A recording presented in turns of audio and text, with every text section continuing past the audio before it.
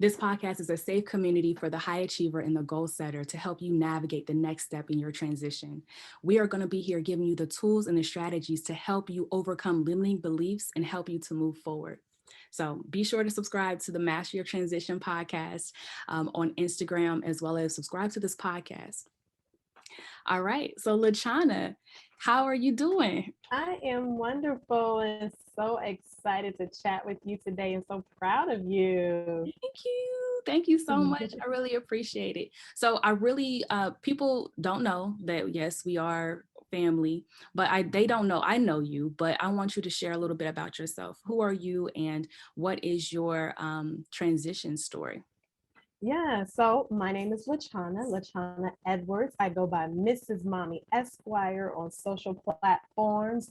I am an attorney, a speaker, a coach, a marriage strategist, a wife, and a mother of three, including 2-year-old twin daughters and an 8-year-old son. I am a very passionate advocate for marriages, and especially Black marriages and families. And I would say that I've had a lot of transitions in my life. And so I love this discussion, and I love that you are helping us bridge kind of that gap between where you want to be and where you are. And so I would say probably my biggest transition story is more than likely, I would say, becoming a mother and then also a wife within the same year. Well, within the same, not the same calendar year, but within the same 12 months. And so transitioning from being a single, career-driven woman, I'm going to law school, I'm going to kill it, I'm going to focus on all my books, to, okay, I'm a wife and I'm a mom within 12 months. And how do I navigate all of this? And so I am excited today to just kind of deep dive into, that whole transition in my life, which was a struggle. And through that struggle, I learned so much about myself. I learned so much about marriage. I learned much about having a healthy family. And it is why I now share across all of my social platforms the tips and the ideas and the strategies to build a healthy marriage and a healthy family. I love that. I love that. And it brings me really to my first question. How did you get to the point of actually deciding that this was going to be your thing? Because many people often, they just get married, right? They have jobs, they have married, they're getting married, they have kids, but then that's pretty much it. How and why did you decide to make this your thing, your business, and your purpose?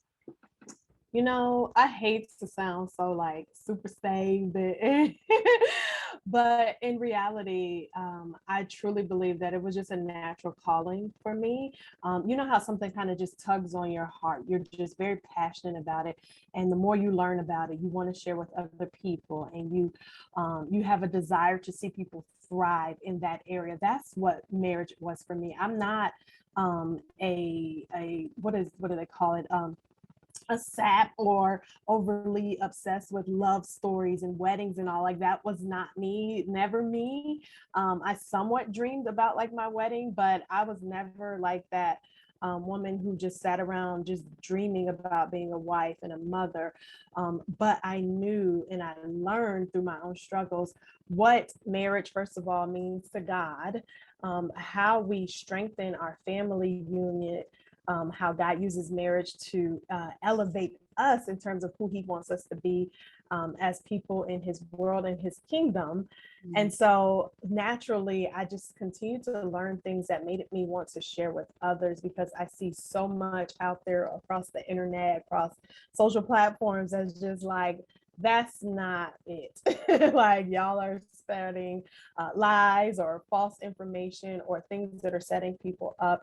And us also, obviously, because I'm I'm a civil rights attorney, not just an attorney, but a civil rights attorney. And so I have a strong passion as a Black woman to see Black families restored. And so just that fire inside of me of wanting to see us thrive is kind of where I got into the idea of like, okay, this, I began sharing just as I want to share my information, but then it became, okay, this is my business. Yeah, this is your business. I mean, and you've done so well in it that you recently just hit, I think 30K, right? 30K 30K. followers on Yes. your Instagram page. Yes. So exciting. That is exciting. And it's like, it's one of those things when you get into a space, when you get into your groove and you know what you know, God gave you what it was, and you're kind of stepping into it, but then you get that, not that you need the validation, but you get that you are setting a path where other people can really benefit, from these things. Like you're not the only one that was dealing with these challenges. So I think that is obviously Exactly. deserving. I'm incredibly proud of you too. So it's something that that I'm really looking for. I mean, I think 30K is just the start. Like we know you're gonna be a mega influencer out here, but we know the biggest piece about it though is that the work that you're doing. You said you said something very important, how marriage is actually transforming Black communities. And I think I want to say like the divorce rate was around, like in the country, around 43 or 45%, like as of 2022 or 2021 and 2020. But then we know that's also it's higher. Whatever the national average is for America, it's even higher for Black marriages. And so we know the whole the history about that, with having someone having the male taken out of essentially the household. You can break up a family. If you break up a family, you break up a community. And so what you're doing is not just on an individual spectrum, it's on a national community legacy generational curse breaking type of system. So I'm really proud of you for that. Thank you, thank you, thank you. And that is literally exactly how I feel. And obviously, I've always had like a heart for my people. When I first started the Instagram journey, it was just kind of like, I'm going to share marriage tips here and there. And then I was like, started, well, I was working with my cousin Fatima, helping me kind of flesh out because it felt like something was missing in terms of how I was creating my content and who my target audience was. And I eventually like fully stepped in and said, I'm here for Black marriages. Mm-hmm. And obviously I have some different races who follow me, and I am more than comfortable communicating with them, having them in my courses and stuff. But there's a deficit in the Black community that I feel called, I feel led to help bridge that gap. And so when I began to stand firmly into saying, I want to see my people thrive in this area of marriage and building healthy families, is like when the Instagram like took off. That's it. And that's very much something I'm happy that you decided to step in and stand inside of your purpose. How we are with God. There's a sacrifice, there's a lot of grace and mercy, and there's a growth that you get from being married that elevates you spiritually if you're doing it right, and if you're with another, healthy partner and you guys are growing together to truly become who God has called you to be. And not to say that you can't do that alone, but I do believe that that is a intricate part of being married, is pruning things out of you, because your partner essentially becomes like a mirror. Like you see what you got. And so spiritually speaking, I do also believe that God made us relational beings. And so I do believe that, first of all, he called us to be fruitful and multiply. And if we're going to do it the right way, the godly way, then you're supposed to have a husband and a wife. Right now, I know everybody don't do that. I wasn't a product of that myself. I got pregnant before I got married. But nevertheless, we know that when we do it right, and you're with a healthy partner and you guys are striving to love each other, you're giving grace and mercy, that is the optimal environment for raising a family, for building a generation, for coming together to do that. Now, in the real world, there are lots and lots and lots of actually researched benefits of marriage, some of them dealing with your health. They have found that people who are married have better health outcomes in terms of, I can't remember some of the specifics, but it may be like they live longer. There may be things in terms of like type of illnesses that they are less likely to get. I can't remember specific ones, but I did read this research.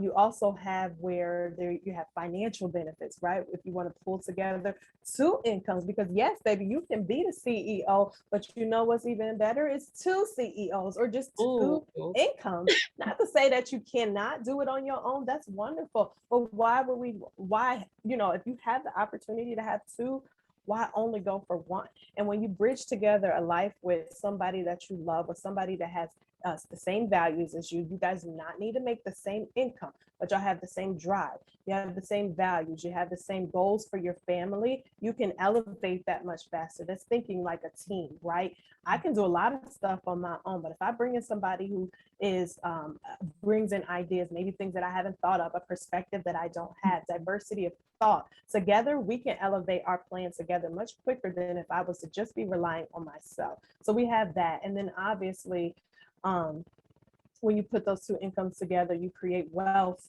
for your children, right? You have the ability to invest. You can, for some people, I hear a lot of talk on the internet right now, where I've seen some guys saying like, oh, if you got a house already before you get married, ain't nobody gonna want your stuff. That's nonsense. That's called rental property, baby. Ooh. We got to get out of that type of mindset. That's rental property. And that's literally what, now, it wasn't my house, but my husband. He had a house before we got married. That's our rental property now. That is not a negative. But if you go into your marriage and you're only thinking about financial, you go into a relationship and you're only thinking about what that person is doing financially or their job title, then you might miss the mark on that, because it is much bigger than that. Like I said, you have health benefits, financial, spiritually, and obviously at the end of the day, companionship. You want to grow old with somebody, right? And I feel like, yes, there are many people who feel like I can just be boyfriend and girlfriend or forever, like we ain't gotta get married, whatever case may be. But to me, it's another level of commitment. And if you're doing it right, if you are willing to, really go the mile in your marriage, when you hit those hard moments, you'll be looking more so, how can I figure out how to work this out?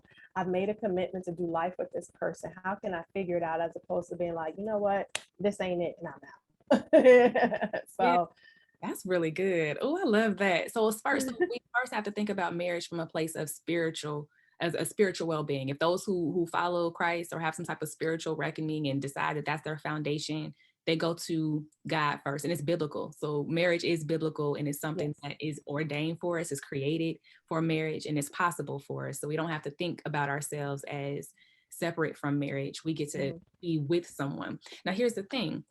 You mentioned a pruning. I don't like pruning. Like, I feel like you squeezing things out of you, but so many people say like they want to go ahead and get married. They want to have the ring. They want to have the wedding. They're spending thousands of dollars. We heard about bridezillas, and we heard about just all the things that it takes to actually prepare for the wedding. What's the difference between actually being in the wedding and the marriage? And then once you get in the marriage, you're mirroring yourself and you're pruning. You mentioned pruning. That doesn't seem like something, I mean, as attractive.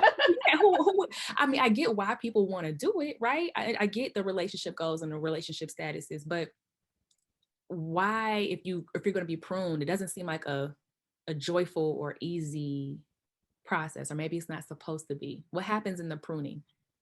So I don't want to say that, I don't want to make it sound like, oh, this is just a negative, because marriage is beautiful.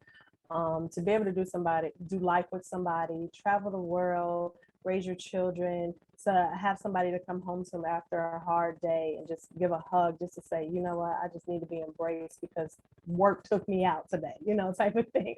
And so I don't want to make it sound like, that, this pruning is like, girl, don't do it.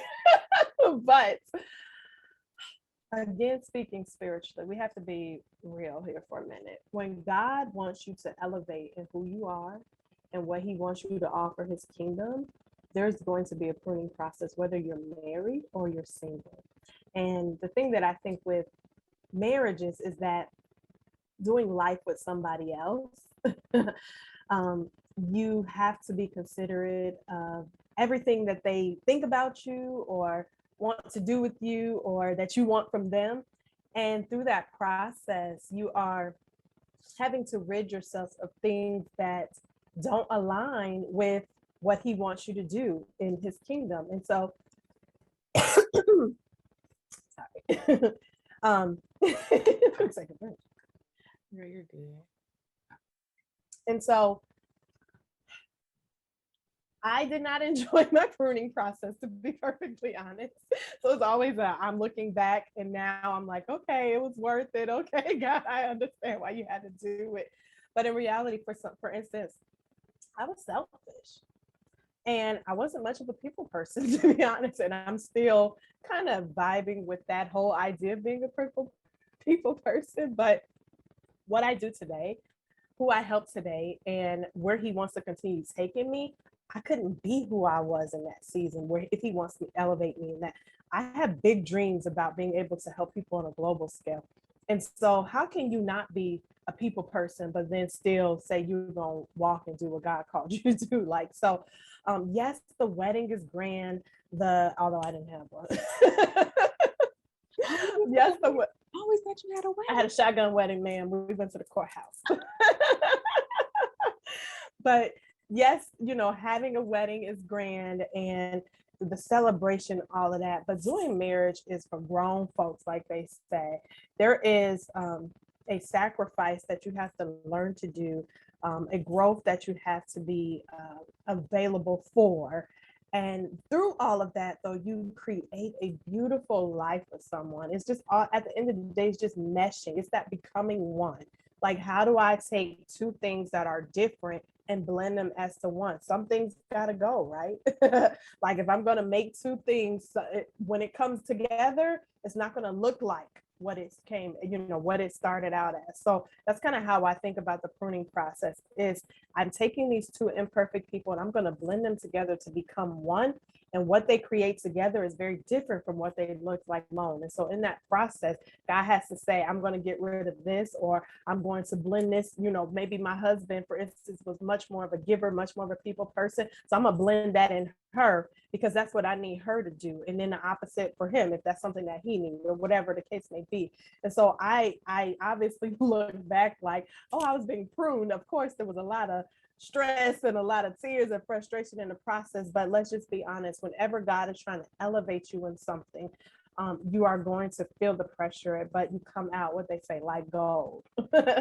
Yeah, no, I think that's beautiful. And it makes me think about just the transition for more and anything that we want to do, whether it be a relationship, business, anything. As us actually becoming more than who we are and what we are today, we can't stay the same. And so in that not staying the same, but going to the next level, we have to be stretched as a singles, right? As individuals. And I think that's the concept that I'm hearing you saying that I've heard about with marriage. You're taking two individuals and you're meshing them together. When you're married, you become one, you're joined.